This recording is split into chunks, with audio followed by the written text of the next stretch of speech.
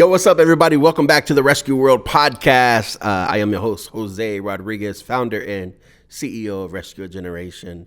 Hey, if you are tuning in, thank you so much for being a part of our Rescue World journey. Go ahead, hit the like, subscribe, share button. Share this episode with all of those that you know are working with young people today. We've had a really dope season so far. We've had some incredible guests on. But I actually am very, very, very excited about our conversation today. Before I get there, if you have not heard yet, we just launched our own clothing line, rescueagen.com. Go check out the merch, buy some swag, support the mission. Everything you purchase on that site goes directly back into Rescue a Generation and helping us to go after more young people than we ever have before. And we are very hopeful and excited about where God is taking us in this season. I want to start this conversation today. We've been talking a lot about just the heart of the things, that go on in RAG and really kind of fighting for the individual that's doing the work. And I feel like, there's a part of this conversation today that will be that. And then there's another part that may feel a little bit more on the practical side. And I just want to kind of say that up front. Maybe this will be a little inspirational for you and kind of maybe you feel me advocating for you as the listener, as the youth worker out there. And yet still maybe this will be a little practical in the sense of how do you go and fight for and advocate for young people. And so I'm very excited for this. So here's how I want to start. I've been doing youth ministry for a long time, y'all. And I mean a long time.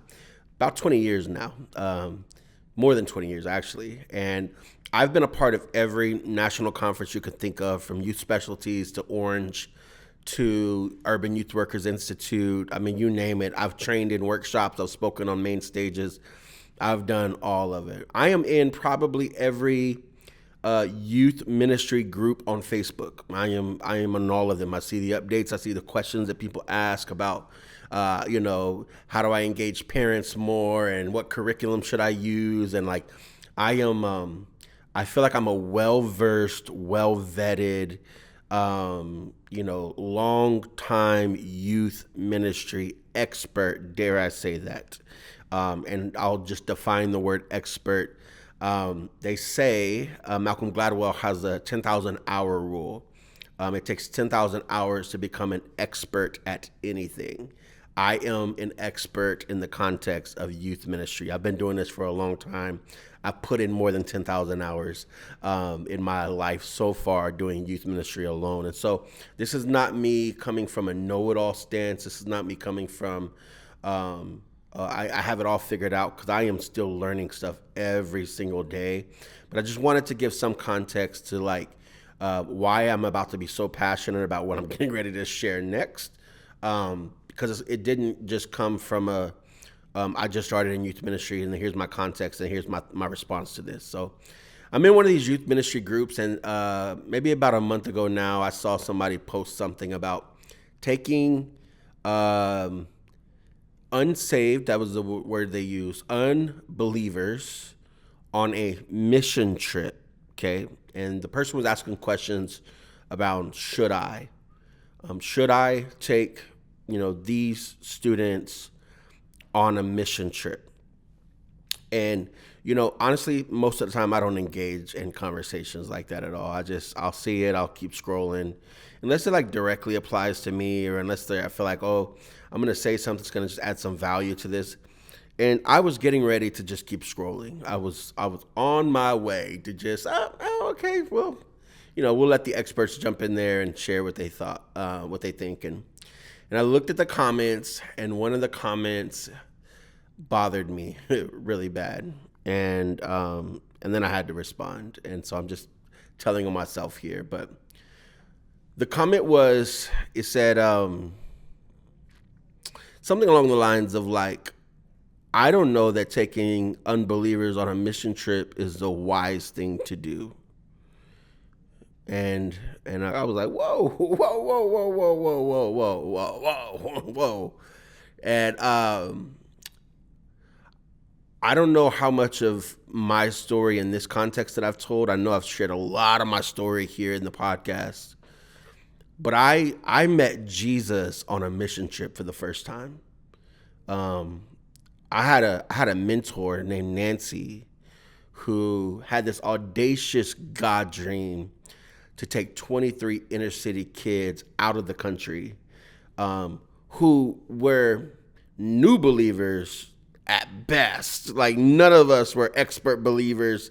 None of us had been walking with God for a long time. None of us, we were new believers at best. I was still an unbeliever when I went. I knew that very clearly. I had not fully surrendered my life to Jesus yet. I was an unbeliever.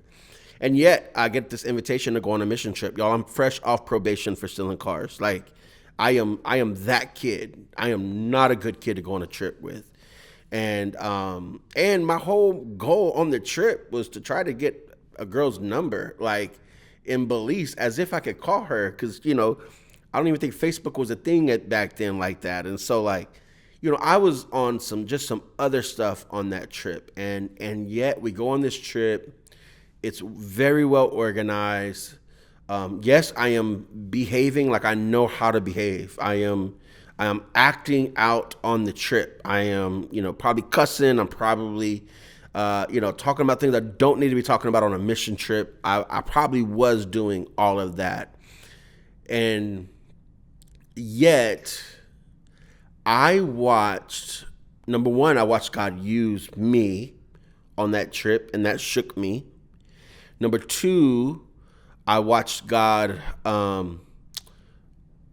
move on that trip, and that shook me. I watched God do. I watched lame people walk on that trip. Like, I had never seen nothing like that before in my life, and I was shook by it. I could not believe what I had just seen, and that rocked me. And none of that was what caused me to surrender my life, but it all kind of added to it. It was just this compilation of just like one thing after the other. And then I remember just being at a really hole in the wall church service where we were ministering to some local people in a neighborhood. And that night I let go, and I fully surrendered to Jesus.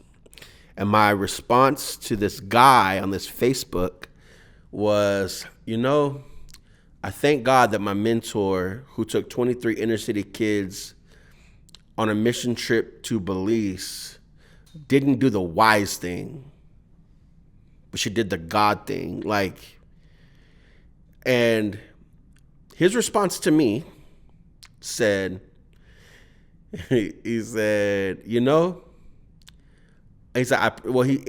essentially he tried to, I feel like he gaslit me a little bit in a theological way.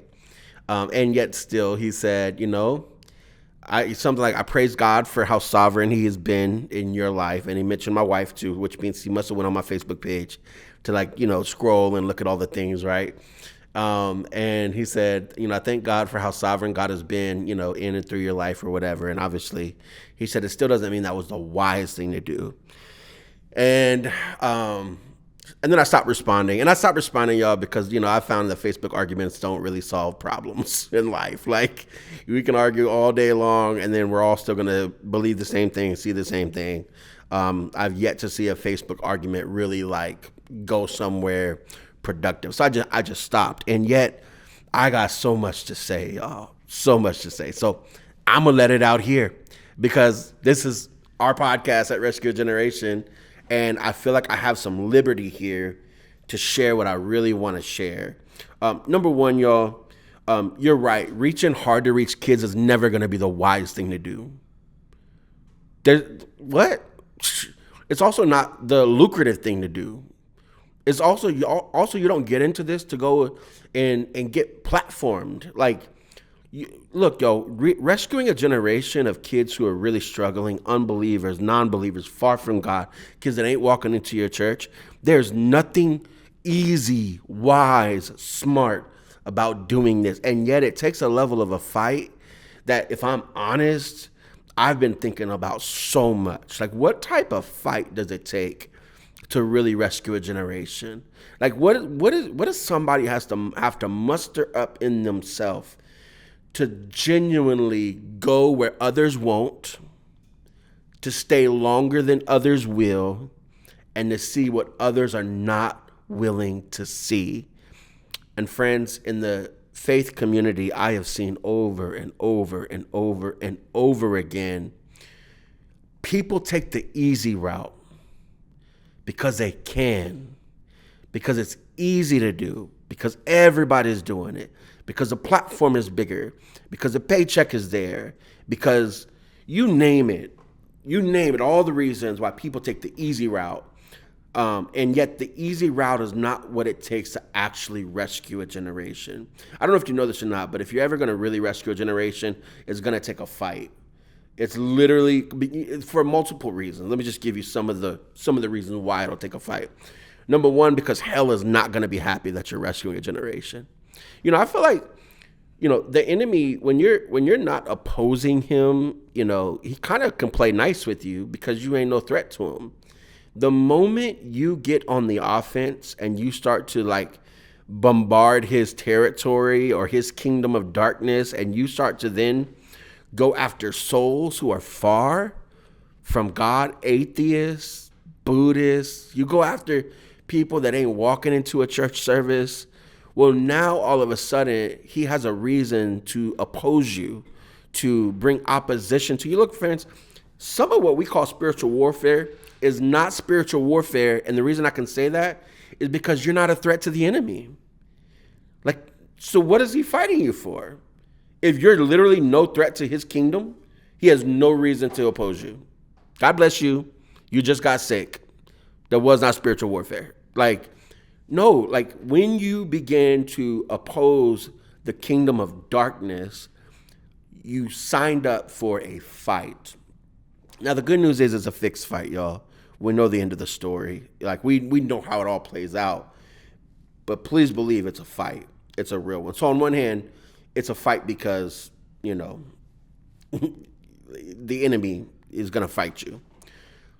There's a couple other reasons it's a fight. Number two, it's a fight because of the level of trauma, pain, struggle that some of these kids are going through. Y'all, it didn't take them one day to get like they are. It's not going to take them one day to get out of that. And I've seen some really powerful things happen in one day. So, hear me. I say that with all the knowledge of knowing transformation could happen in a moment because I've witnessed it. But then you got to go walk it out and live it out. And that's actually the hard part. So, on one hand, transformation is going to take some time. But y'all, people have been how they are for years.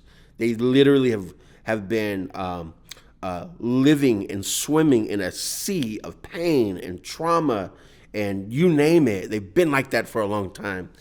And so, you popping up on the scene for a day is not going to move the needle. It's not going to, change everything for them. This is why I'm kind of against those. Not against, because I believe a lot can happen in a one-time speaking thing. But, and I was just, let me just say this. Let me be careful how I say this.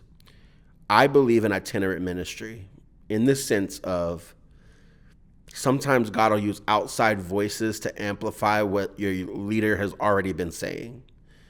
So I believe in it in that context. I believe, yes, bring in outside voices to amplify what the Lord has already been saying through the leaders. Yes, I believe in it for that. What I don't believe in it for is I don't believe in itinerant ministry in the context of I am an evangelist and I'm on this mission because this is how God is saving lives, through me. And yes, he can do that, but I've seen discipleship work way better than speaking engagements over and over and over again. So y'all hear me. I'm the guy who speaks at schools and things like that too. So I'm not saying I don't agree with it or fully believe in it. I'm just saying the real work is in life on life, relationship building, discipleship context. That's where the good stuff happens, and where you really get to see the transformation. So I say all that because when I think of why is it a fight to rescue a generation? Well, look, some of it is because your one-time talk is not going to fix it. Your one-time 30-minute 3 steps to, grow, to heal, to get better is not going to be the one thing that just moves the needle. I'm not saying it can't, but majority of the time it's not going to be it. And so,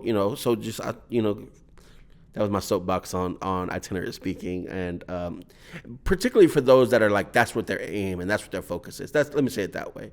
I believe in it. Especially I believe in it if you have the credibility, if you've been doing the work in your own context, and like, because I see the fruit in your ministry, I want you to come and share that. I believe in it in that context. I don't believe in it as like so many young people aspire to be an itinerant speaker because they see the stages and the platform and think it's sexy, and I don't believe it in that context. Also, it's a fight, y'all. It's not easy to go rescue a generation, and so it just takes some real grit there. So it didn't take them one day to get in. It's not going to take them one day to get out. So itinerant speaking, probably not going to be the thing that really moves the needle on them, okay? So I want to say that. But here's the third thing that makes this a fight, y'all. In so many ways, when you're going after the least, the last, and the lost, you are signing up to help people that so many people have already wrote off on. So think about this. All right, Rescue Generation, we come into a school, and I'm grateful for every school partnership because districts see value in our program, principals see value in our program, counselors see value in our program, teachers even see value in our program, and students see value in our program. So they partner with Rescue Generation in a really beautiful way that invites us in. And yet there are those schools where we come in and the principal don't believe in us, teachers might not believe in us, counselors might not believe in us, and we're trying to work with students that a lot of people don't believe in them either. And so yet we're in this really weird like dichotomy of a situation where it feels like there's a lack of support, a lack of backing, a lack of synergy and unity, and yet sometimes that is what develops the grit in us to like go fight for students even harder. Just literally this year we were on a campus, and it wasn't that they didn't believe in us because the school opted into our program, so they found value in our program, but they just weren't that familiar with us. They just didn't fully know what we were all about. And I will be honest with you and say we've had to fight this year on that campus. And fight, not just for our program's sake, fight for the students' sake. Fight because there's kids that are missing out on potential radical change that could be available for them if we decided not to fight. Y'all, we could have went into that school, things didn't go well. We could have been like, oh, all right, God bless you, all good, we're going to keep moving. Doors are opening other places, we'll just keep going. In fact, the school we've been in the longest, the district that we started in, has been the district that it is the hardest for us to get in. It has been a fight, and yet every year, every single year, because it seems like other districts really like us a lot. It seems like other things really are attractive. We're attractive to a lot of people outside of our original area. But every single year, I feel like I ask God, like, are we okay to like move on? And I feel like that is what we do for young people all the time. God, can I move on from this person? God, can I stop now? God, can I quit now? God, they're never gonna get it right. They keep messing up. And every year I feel like the Lord was like, well, why would you stop fighting for the place that I gave? If I could just say this, the place that I placed your feet at, that I gave you some like authority in, why would you stop fighting there? Friends, if you serve young people in any capacity, God has already given you a level of spiritual authority in that context by which you should be operating in. And that shouldn't mean like, not that like you are the dictator of what, goes or doesn't go. It just means you need to have a prayer life. You need to be, petitioning God on a regular basis and interceding for your young people. I genuinely believe because people have interceded for me, my life has radically changed. And so, look, y'all, if we're really ever going to rescue a generation, that's not an easy thing to do. It's not going to be the rewards you get on the wall. It's not going to be the platforms. It's not going to be the money. And it's not even the most attractive route to go. This is a roll up your sleeves. This is a round by round, punch by punch, and sometimes I'm fighting multiple things at multiple occasions or on this at the same time. Sometimes I'm fighting with, parents' view of us versus teachers' view of us versus kids' view of us. Y'all, sometimes we get kids in our program that don't want to be in our program. Why are we in here? And so I say all that. I just wanted to give some of that context of like why it's a fight.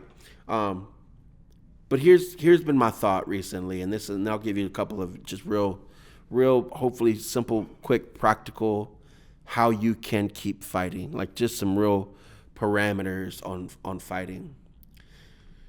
So a couple things have prompted me to lean into this conversation on this podcast, and one of them was we have some disciplinary measures in our Success Club.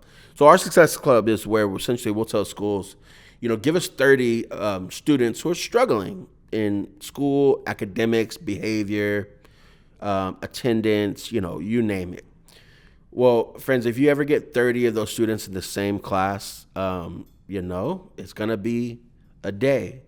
And yet we've asked for them 30 for 10 weeks in a row. like give us those students and let us spend 10 weeks with them and let's see what happens. Now, I'll be honest with you, there's not a lot of people that are signing up to say that. So that works out well for us in some cases. The people are like, all right, yeah, you want to work with those students? We'll let you do that. And then they give us those students, y'all. And because they give us those students, a couple of things are really important. Number one, a structure is really important for those students.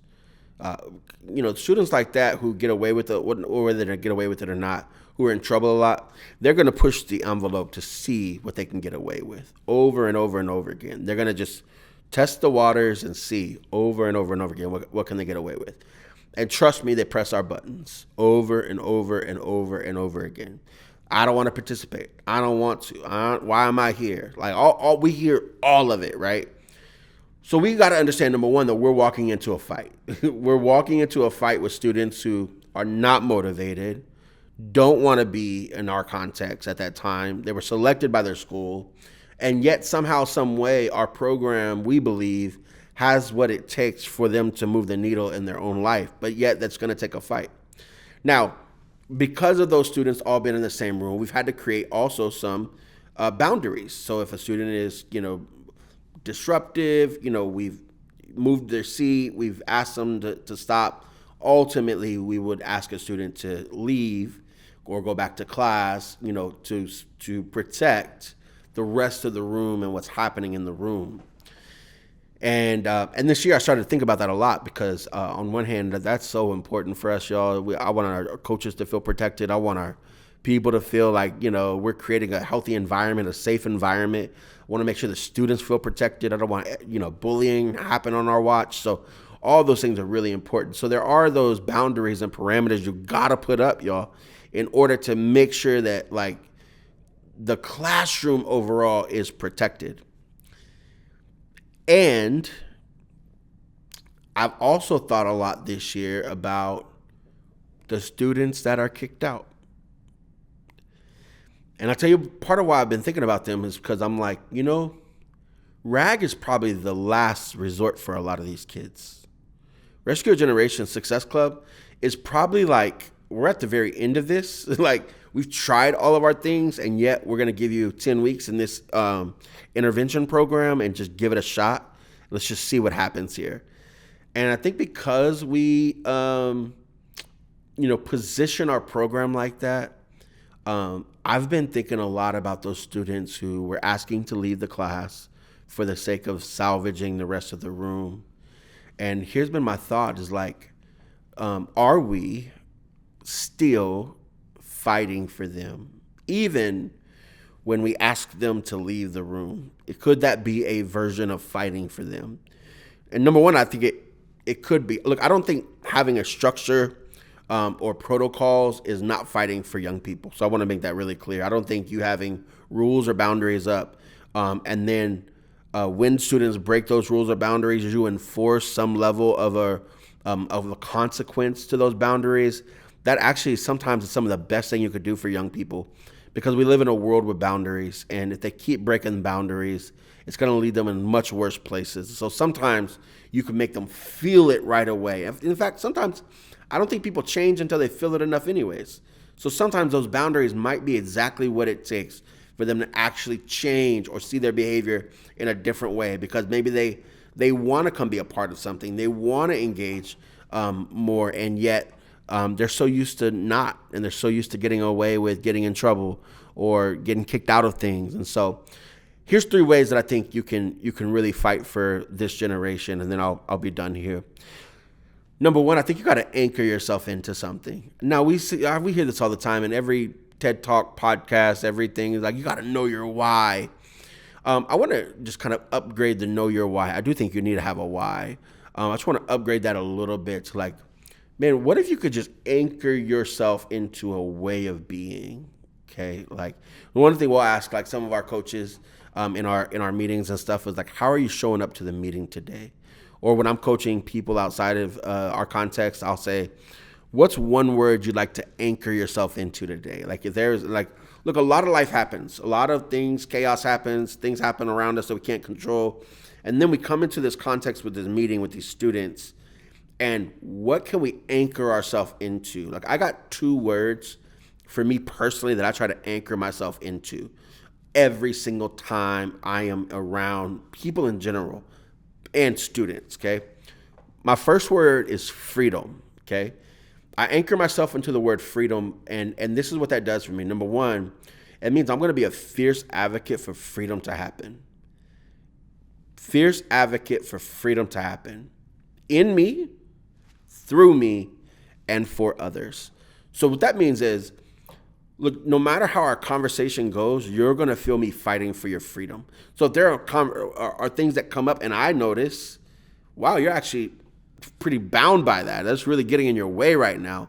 I'm going to fiercely advocate for freedom for you because that's one of my words that I anchor into when I'm in that context. The second word is greatness.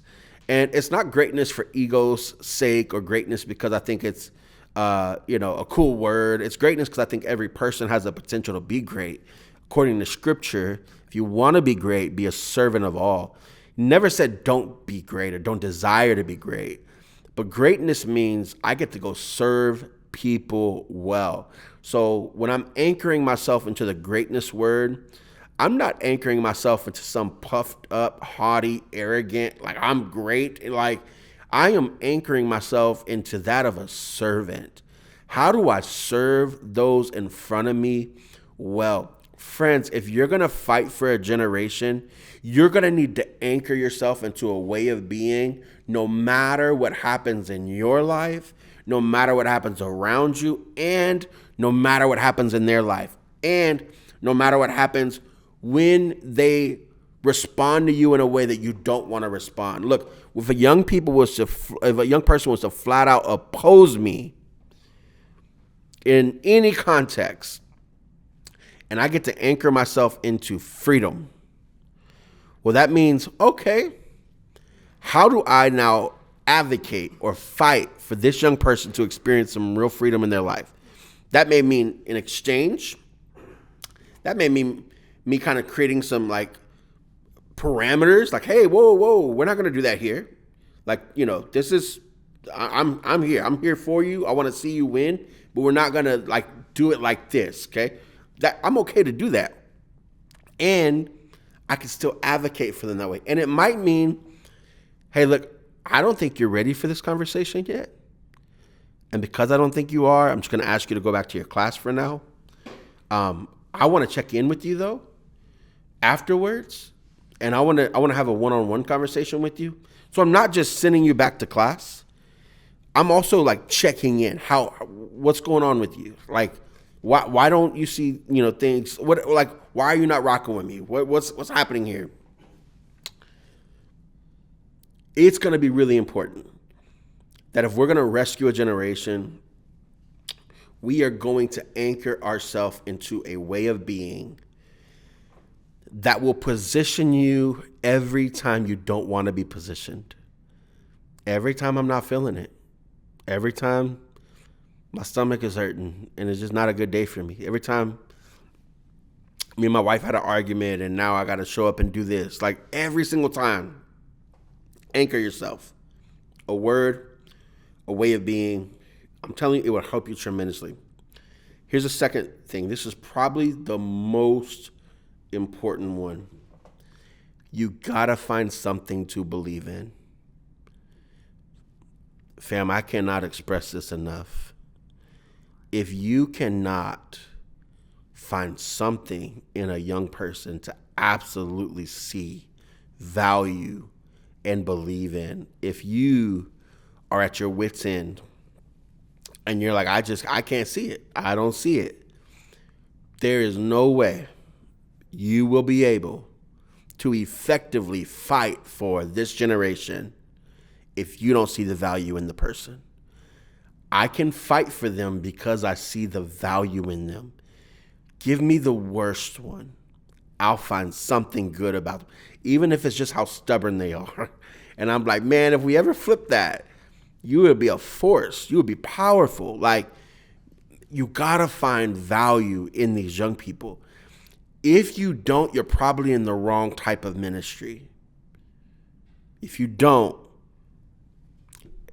to me, if I take it back to the beginning of this, when that guy said that probably still wasn't the wise thing, honestly, I wanted to respond and say, that tells me everything I need to know about your ministry. I can already tell who's there and who's not there. And I would never want to be a part of that. Because you don't see the value in an unbeliever, their potential, what they can do, how they can serve. Yo, and friends, we can talk Bible if you want. We can go there too. In Matthew 4, Jesus says, follow me. Matthew 5, 6, 7, you got the Beatitudes. There's a lot of teaching that takes place. Matthew 8, 9, and 10, there's ministry being done. In Matthew chapter 10, it's the first time that Jesus sends the apostles out 2 by 2 to go and do ministry. This is where they got rejected. It didn't go well for them. But he still sent them out to go do ministry, probably before they were ready, definitely before they were fully believers. They were still trying to figure it out. They did not know all the things that they needed to know yet. And yet Jesus did the unwise thing, and he sent them out to do what they had been watching him do. And they learned a lot of lessons from it. Then you fast forward to Matthew chapter 16. This is the first place in all of Matthew, according to Matthew's gospel, where we see a salvation type conversation, where we see a belief conversation. Who does men say that I am? Now who do you say that I am? Peter responds, well, you're the Christ. You're the Messiah. Jesus' response to Peter, flesh and blood did not reveal this to you. Yo, you had 12 chapters of life on life. Let's do ministry together before there was ever a what do you believe about me conversation. That's an unwise thing to do. You have to believe that God is still using broken pieces today. And you gotta still believe that young people, the worst of the worst, have some of the best and greatest potential. They just need somebody to see it. You gotta believe that something could work. Look, don't get me wrong. There are moments of unbelief. There are moments where you're gonna struggle. Oh man, I don't know if I see it. Well, then you pray, God help me with my unbelief. And look, anytime I'm in an unbelief conversation, I try to reframe it somehow. If I'm in a narrative where I'm like, man, they ain't never going to get it, then I try to look at my own life and say, when did I get it? Like, how did I get it? What did it take for me to get it? And for me, fam, it took me a long time to get it. I was a knucklehead for a long time. My mentor told the story recently. That's the first time she met me. I was fighting my bus captain, the guy that brought me to church. an unwise thing to do, right? Like, that was the first time she met me, and yet she still came after me. I was the worst of them, and yet still, it took something for me to get it. And so oftentimes I'll go back into when I'm struggling with unbelief, it's like, man, what did it actually take for me? How long did it take for me? And have I given this kid every chance that I could to actually get it? Most of the time, the answer is no, I haven't. Let me go again. Let me try it again. Let me go, do something different this time. Here's the third thing, and then I'm done. Not only do you have to just honestly, like, genuinely believe in young people, you got to be able to see something in them. If you're gonna really, really fight for this generation, you're gonna have to take some risks. You're going to have to invite them into places they're not ready for. Allow them to be a part of things that they're not equipped for. Take them on mission trips they shouldn't be on. Let them participate in things that you should be doing. If you're going to see this generation rescued, this fight looks like, not only do I believe in you, I'm going to empower you. I'm going to equip you. I'm going to give you tools even when you're not ready yet. I know you're not ready yet. I know you're not. I know it's not. I already know this is not going to go the way that I want it to go. And yet still, I'm going to do it anyways, because it's going to take some real risks in order for me to fight for this generation. Last thing I'll say is I land the plane here. You can give up on a young person the day God gives up on you. When he's done with you, when he's washed his hands of you, when he's turned you over to your own sin, well, then we could do that to students. If he has not, how dare you throw the towel in on a young person? The Apostle Paul says, some plant, some water, and God gets the harvest. We don't know if we're planting or we don't know if we're watering, but you're not doing any of that by throwing in the towel. Look, I have asked students to not come back before. I'll give you this story real quick. We came into a school. There was a lot of girls in the school that were fighting pretty regularly. They brought us in to try to help this population, and we did, actually. It was a really successful year for us. Really the first day we were in there, it was pretty easy to spot where that beef was, like who was at odds with each other. Maybe just because I've been doing this a long time, I know how to spot that. One of the young ladies particularly would instigate some things and then would like cry wolf. And she appeared to us like the ringleader of it all. She kind of was like, not only was she the ringleader of it all, she was also pretty like she didn't want to have a conversation with us about it. So she was pretty like reluctant or pushing against like any conversation we wanted to have with her.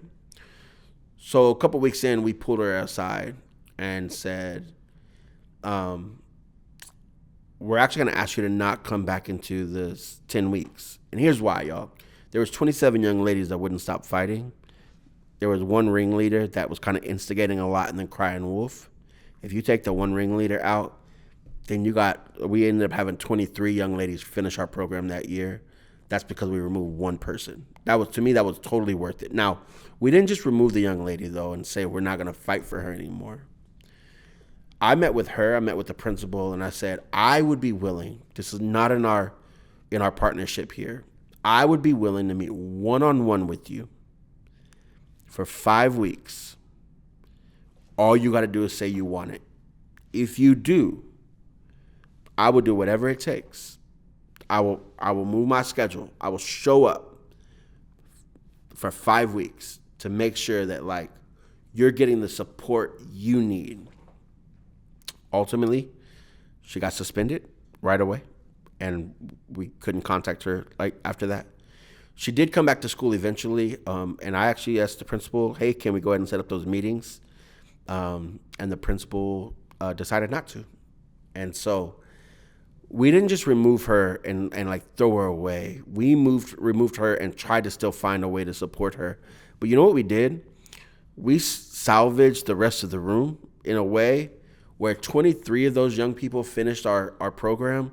22 out of 23 of them literally by the end of the school year had not been suspended again, which was a huge data point that the county told us, was like, man, that's great data for us. That means your program is working.